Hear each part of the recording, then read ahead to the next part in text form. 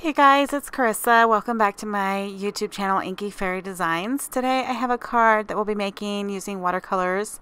It's just a happy birthday card, simple, one layer, and we'll get right into it. I'm using this stamp called #Couple Goals by the Greeting Farm. I absolutely adore this stamp set, and you guys know I'm a big fan of the Greeting Farm.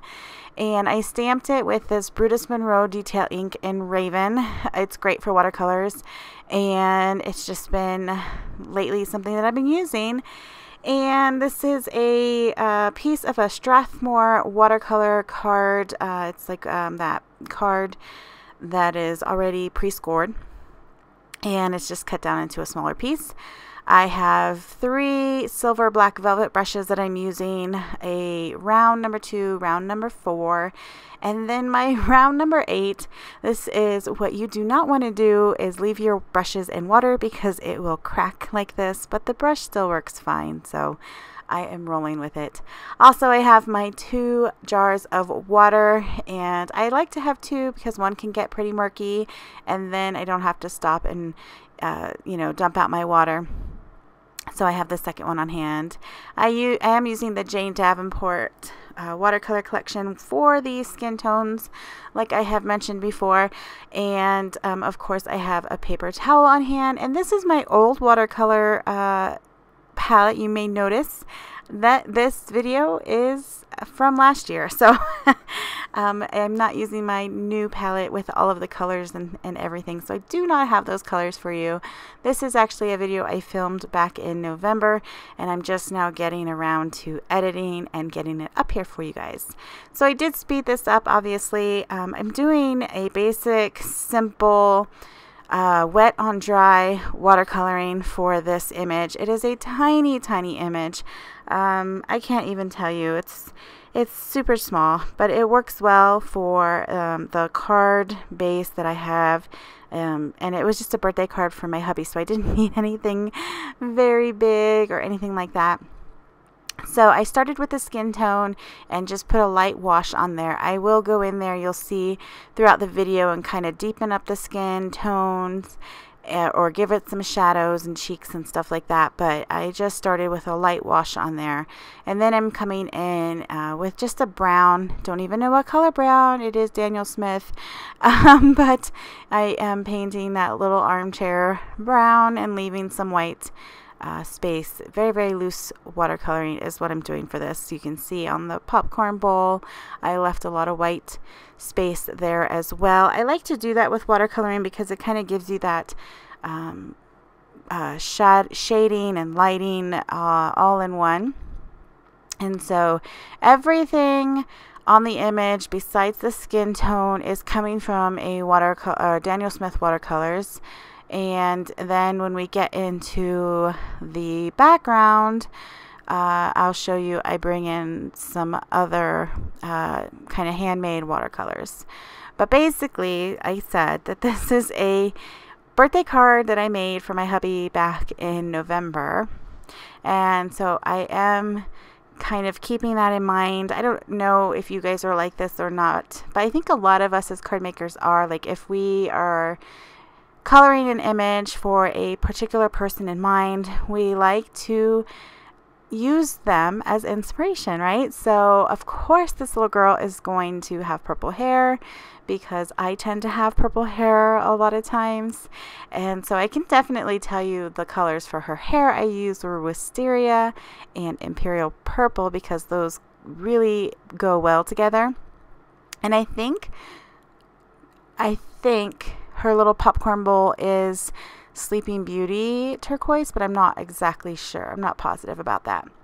So yes, the inspiration for these 2 little characters is my husband and I sitting on the couch eating popcorn. And of course, like, I have the popcorn bowl in my lap because that's how it always is. So this image just totally cracked me up because I totally have, and I don't have the little bowl of popcorn in my lap. I always get, when we make popcorn at the house, I always get the big bowl, and everybody else has to share like the medium and small bowls. Like, that's, I love popcorn, but of course, you guys, I'm always letting them, like, refill theirs from mine. I promise I'm sharing.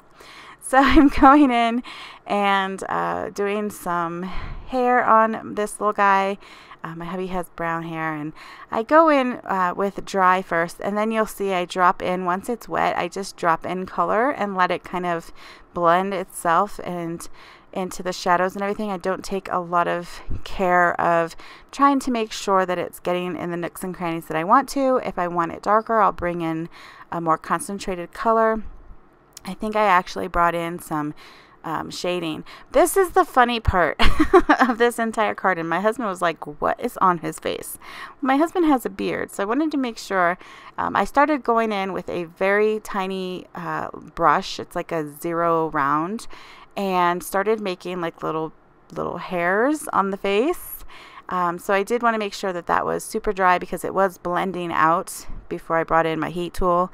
And so yeah, I'm just kind of adding little strokes of beard hairs there and drying it when I feel like it's blending too much, because I wanted the texture of the hair to be there. I didn't want it to blend, so I did heat set that in between. And now I'm coming in with that same tiny brush and just adding some texture to my hair, I guess you could say, on the other image, and kind of just bringing in some shading and some little bits of hair. I like to bring those kind of lines just to give it that texture of hair. Just, I don't want to leave it flat. And so here I am mixing something. Oh, I'm mixing up the blush for her cheeks because I like to mix in the pink into the already mixed skin tone I have on the palette. That just seems to really keep it nice and blended. Doesn't look out of place or anything like that, even though I do really like to give my images and my coloring really rosy cheeks for the girls. Yeah. And now I'm just coming in, and I believe I am going in with either the neutral tint or the indigo, and I'm just shading around the entire image, and I'm using that same color everywhere. That just gives it a bit of cohesiveness, and the neutral tint, if that's what I'm using, works really well for that. And then I brought in some silver because my husband has a bit of silver in his beard and in his hair, even though he will tell you over and over that it's blonde. I like to say that it's silver, and it makes him look very, very handsome. So of course I had to add that silver to the beard and his hair. I should have added it to mine. I have a ton of white hair, but I didn't because I dye my hair, and so it's purple.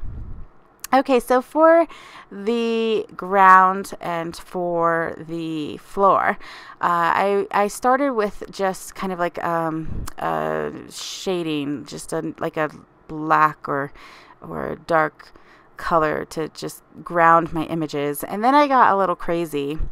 Before I did that though, I'm going to go ahead and take this palette. It's called Winter Wonderland, and it's from Rachel, I think Rachel Beth Designs. She's on Etsy, and I like her watercolors, and we have gray walls, so I thought that gray would be great to go around us and kind of mimic our home with our gray walls.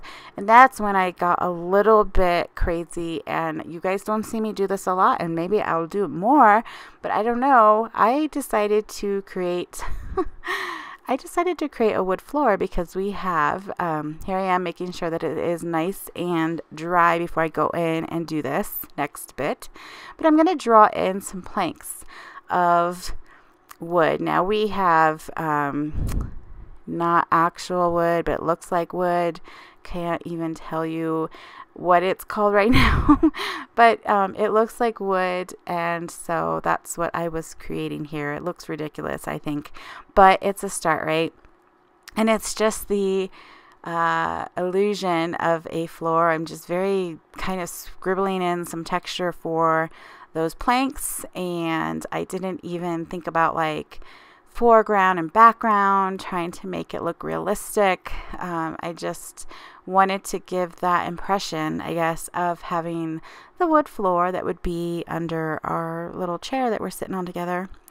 So that's about it with that. And then I'm going to go in and deepen up the shadows around the chair, and I'm using just that same gray, I believe. So here it is all done. You can see it's super cute, very loose. And one thing with watercolors, and some of the watercolors that I used today were very opaque, and so the line art got lost in that. And since I had the stamp still in my MISTI, I didn't remove it. I thought it would be a great time to show you how you can, if you leave your stamps in the MISTI or whatever stamp positioner you're using, and you do watercoloring like this, or even colored pencil, it works well with this, and you want to bring those black line images back out, you want to really deepen them up rather than going around them with a pen, you can just re-stamp it over all of the coloring that you've done. So that's what I'm doing here, and I do it twice because it is a textured watercolor card. So I do it twice, and then that just really brightened up or darkened up those lines from the stamp and gave back all of that little detail that was in that stamp. So that's a great thing to do if you know you're going to be watercoloring or coloring with pencils that can tend to kind of, you know, get rid of those or go over those. Leave your stamp in whatever stamp positioner you have, and you can add that stamp back on top. So I just added a simple happy birthday from, I believe, Lawn Fawn, and then you plus me and hashtag couple goals for the front of the card, and then you are my everything on the inside. So that's it for this card today. I think it's so cute. My hubby loved it, and I hope you guys enjoyed this video. If you did, please give me a thumbs up, and if you aren't already a subscriber, I'd love to have you join my channel. Just click on that button and click on the bell to be notified for any new videos that come out. I will be back next week with another video. Until then, stay inspired, be creative, and share that with others. Bye.